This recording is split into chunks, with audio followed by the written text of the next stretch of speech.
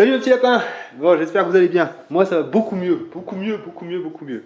C'est pas encore ça, c'est en fin de Covid, mais quand même, j'ai retrouvé la pêche. Ce matin, on a fait un peu de tronçonneuse avec Agnès pour faire des puits de lumière sur les dernières zones de potager qu'on a fait. Donc voilà, c'est encore du noisetier de merde, là ça poussait n'importe comment parce que ça n'a pas été tenu pendant plusieurs années. Donc là, on est en train de tout couper à la tronçonneuse et après on va y passer au broyeur et ce broyat fera donc les allées. On va couvrir les allées comme on avait fait l'année dernière pour la zone de potager près de la maison, c'est-à-dire une couche de carton pour éviter la poussée des mauvaises herbes et une grosse couche de broyat pour finir d'occulter et puis pour avoir un rendu esthétique.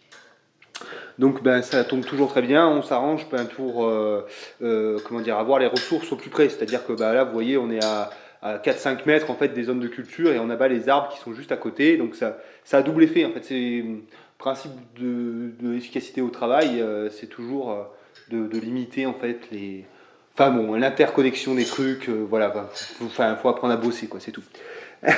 Bref, j'ai retrouvé à fond la pêche là, putain je suis chaud bouillant, il a neigé en plus, donc bon, on a tout eu, l'opération d'Agnès, le Covid qui nous est tombé dessus, ça c'est 10 jours mais mort, hein. Franchement le Covid, faut pas rigoler avec ça, faites attention à vous, bon après il y en a plein qui sont des grands savants qui vont nous expliquer que ça n'existe pas et que ça je vous emmerde, ça vous m'énervez. Non mais vraiment, vous me gonflez quoi. Moi je vous conseille tout de même de bien respecter les gestes barrières, le masque, la désinfection des mains, etc. Faites attention, même si c'est pas pour les autres, rien que pour vous, hein, pour votre gueule, parce que je peux vous garantir que ça cogne sévère. Donc faites attention à vous. Voilà, bref. Donc là je suis un petit peu agacé, c'est pour ça que je fais cette vidéo, ça part un peu dans tous les sens. Hein. Mais vous savez que j'ai un peu une dent contre les va-nu-pieds, là, les illuminés, tout ça. C'est un truc qui me sort par les yeux. Et puis, j'ai l'impression que plus ça va, plus ils font de la merde et plus ils sont complètement attardés. Et plus ça m'énerve, forcément. Et la dernière fois, là, sur le Discord, il y en avait un qui a partagé, là, c'était quoi, là ? C'était Désobéissance fertile. Alors un magnifique couple urbain là qui s'est dit, hop, là ils ont une illumination, ça y est on va vivre en zone protégée, en plein milieu de la nature, et puis tout va bien pour le meilleur des mondes, sans demander la permission à qui que ce soit, tout va bien. Alors ils nous font des espèces de cabanes mais putain, mais sérieux quoi, mais putain, non mais franchement si c'est ça le futur, l'avenir et le militantisme politique, ça va pas pouvoir faire, hein. Ça va vraiment pas pouvoir faire, hein, parce que moi je vois des espèces de bohémiens, une cabane d'un enfant de 5 ans, et puis ça va représenter c'est n'importe quoi, c'est n'importe quoi. Alors moi j'ai envie de donner un conseil à ces gens-là, c'est le meilleur moyen pour nous faire passer pour des cons et pour des emmerdeurs, et pour qu'on subisse justement derrière un durcissement des lois, parce que forcément, qu'est-ce qui se passe hein, dès qu'on a un tas d'illuminés là, qui commencent à prendre des tiny house pour les poser n'importe où, qu'est-ce qu'on a des lois qui vont légiférer justement pour éviter ça. Et là maintenant on a des espèces d'urbains de merde là, qui se sont décidés, comme ça les a piqués là, de venir s'installer en pleine zone protégée, de monter des cabanes de merde dégueulasses. Et qu'est-ce qui va se passer ? Pour tout le reste, parce que par exemple si vous n'avez pas déclaré la construction d'une merde, d'un poulailler ou d'un machin comme ça, on va venir vous emmerder, parce que des connards comme ça seront trémoussés à la télévision pour montrer leur travail désastreux et leur logique de neuneux là. C'est n'importe quoi ça. Alors moi si je vais vous donner un conseil, hein, si vous voulez faire si vous voulez faire les choses à peu près dans les règles, tout en ayant une vie alternative, c'est possible. Vous avez des biens à tour de bras, hein, en Haute-Loire, dans le Cantal, dans des coins paumés de l'Allier ou en Corrèze ou dans plein d'autres milieux.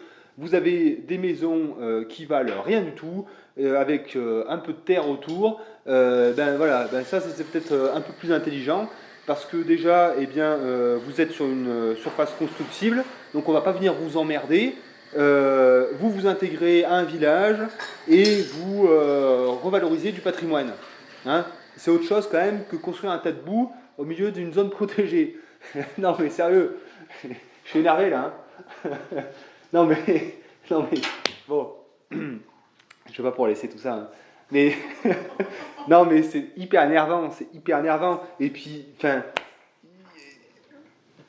putain, mais il y a un moment, faut arrêter de déconner. En plus, c'est une zone protégée. Si elle est protégée, c'est pas pour rien.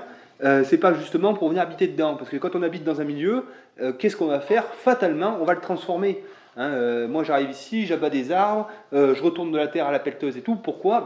Pour créer un potager, pour créer de quoi me poser une serre, un poulailler, etc. Donc, je transforme ce milieu, je l'artificialise. Hein, et alors qu'on ne me dise pas, oui, mais eux, ils font certainement de la permaculture, ils font ça dans le respect du vivant, de la nature. Mais c'est des conneries, un ramassis de conneries. Vous transformez fatalement votre environnement à partir du moment où vous vous installez dans un lieu. Si en tout cas votre désir c'est quand même de créer un minimum de ressources. Alors sinon, je ne vois pas du tout l'intérêt de la démarche que de poser sa tente là au milieu de rien et puis d'aller faire les courses au supermarché avec sa bagnole. Je ne vois pas l'intérêt. Donc si eux, ils ont, et je pense, une certaine démarche d'autonomie, ils vont fatalement transformer leur environnement et dans une zone protégée, c'est un non-sens total quand on est un écologiste. Alors c'est comme les cons qui sont anti-chasse et qui ne connaissent pas la moitié, même pas un quart de ce que connaît un chasseur sur la biodiversité, l'environnement, la régulation, etc. Hein, c'est juste des gens qui sont pleins d'idées, hein, mais qui connaissent rien, qui sont spécialistes en rien. Tu vois, comme ceux qui ont un avis sur le Covid, mais qui sont spécialistes de rien du tout. Voilà, juste, ils sont spécialistes d'Internet. Voilà, ils vont chercher tout un tas de conneries sur Internet, et puis après, ils sont experts. Voilà. Alors moi, je vais chercher des trucs, je sais pas, moi, tiens, voilà, sur la physique quantique, ça marche bien. Hein, je vais lire un article, hop, ça y est, je suis expert. Et à un moment, il faut redescendre un petit peu. Hein, ça commence à être agaçant, ça aussi. non mais il y a trop de choses qui vont pas en ce moment. Hein. Il y a trop de choses qui vont pas, donc là il faut redescendre un petit peu. Hein, il faut être un peu rationnel et puis arrêter là de faire n'importe quoi, n'importe comment. Voilà. Qu'est-ce que t'en penses? Je peux garder ça. Je pense que je vais te faire un thé avec un vortex. Un thé avec un vortex, non mais franchement, j'en ai marre. J'en ai plein le cul, j'en ai vraiment plein le cul que notre milieu soit infecté par un tas de perdus, quoi. C'est... Putain, mais les gars, quoi, il y a un moment, il va falloir qu'on arrête un petit peu, là, d'être complètement perché, comme ça, de faire n'importe quoi, n'importe comment, d'être rempli de croyances et d'idéologies. Putain, il va falloir être plus sérieux que ça, quoi, hein, si on veut être crédible, si on veut... si on veut avoir une certaine crédibilité, si on veut peser, putain, c'est pas avec ça. Mais sérieusement, vous voyez ce machin là? Je sais pas si vous voyez là. Mais regardez-moi ça. C'est de la merde. C'est de la merde. Je suis désolé, j'ai fait une vidéo il y a très peu de temps qui a eu beaucoup de succès sur Hugo, hein, qui est en train de retaper une maison de pierre. Et ben ça, c'est du travail. Déjà, c'est du travail. En plus, on revalorise un habitat déjà existant, ancien.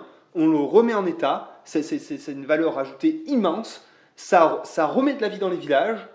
C'est des gens qui sont complètement intégrés, comme vous avez pu le voir. Mais ça, c'est positif. Qu'est-ce que vous voulez qu'on me dise de... Je veux dire, quand vous êtes au conseil municipal, que vous êtes maire, je sais pas, vous voyez des gens qui font ça.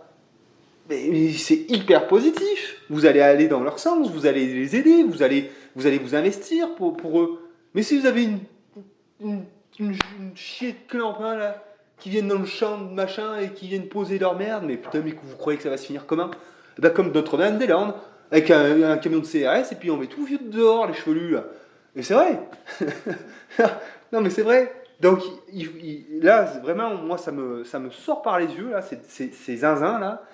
Là, tu vois, encore une fois, il trouvait une maison, il l'a achetée, je suis désolé, alors oui, c'est un peu cher, peut-être, mais je vous dis, franchement, on peut acheter des biens sans faire de crédit en plus, c'est des gens qui avaient une bonne situation, donc il y a moyen quand même d'acheter une baraque 50-60 000 euros, et puis de s'investir un minimum dedans, et ensuite, s'ils ont envie de protéger la zone humide là, dans laquelle ils sont, eh ben, ils se mettent dans des associations locales, ou alors, eh bien, ils font campagne pour être au conseil municipal, pour être à la mairie, pour être dans des organismes qui vont faire que ben, on va travailler là-dessus.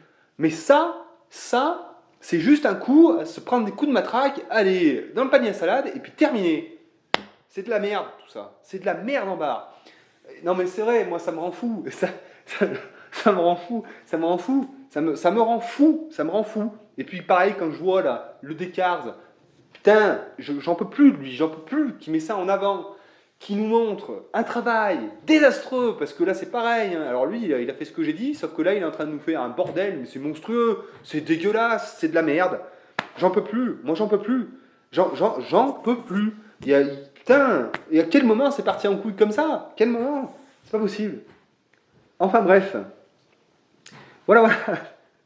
Voilà, ma réaction.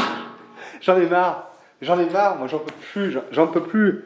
Et puis ça parle de vibration et de connexion avec la nature, mon cul sur la commode, mais bordel, putain, mais... Bon, quand est-ce qu'on fait quelque chose de sérieux? Moi c'est ma question. Allez, au revoir.